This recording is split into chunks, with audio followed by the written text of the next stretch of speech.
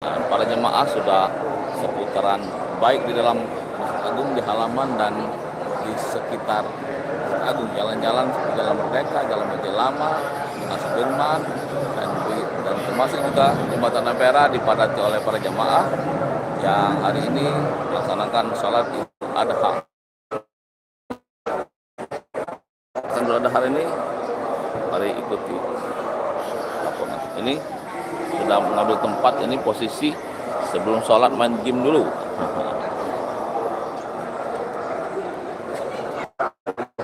Polisi sudah berjaga-jaga dan mengambil posisi untuk ikut melaksanakan sholat Idul Adha hari ini.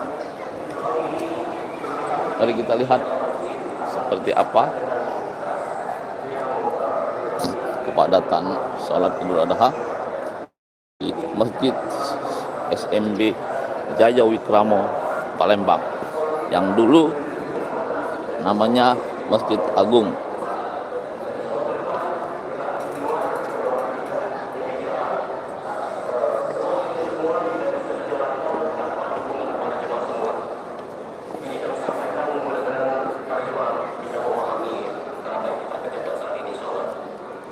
Selanjutnya pada kesempatan ini kami mengucapkan terima kasih kepada pemerintah Provinsi Sumatera Barat, kepada perwakilan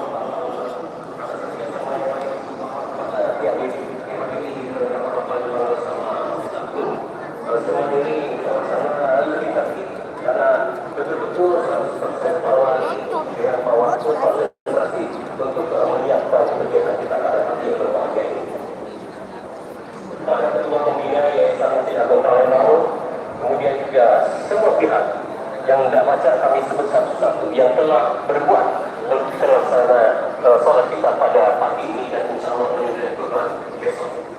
Kita Kiai Agus Abdul Rasid Siddiq SAG, Imam sholat Idul Adha kita, yang kami hormati seluruh anggota DPRD Provinsi maupun Kota Palembang yang berkesempatan hadir, para pejabat dinas instansi vertikal, Bapak Ibu, tokoh masyarakat, tokoh agama, yang mohon maaf tidak bisa kami sebutkan satu persatu para jamaah. Halo, Dandek Sulaiman.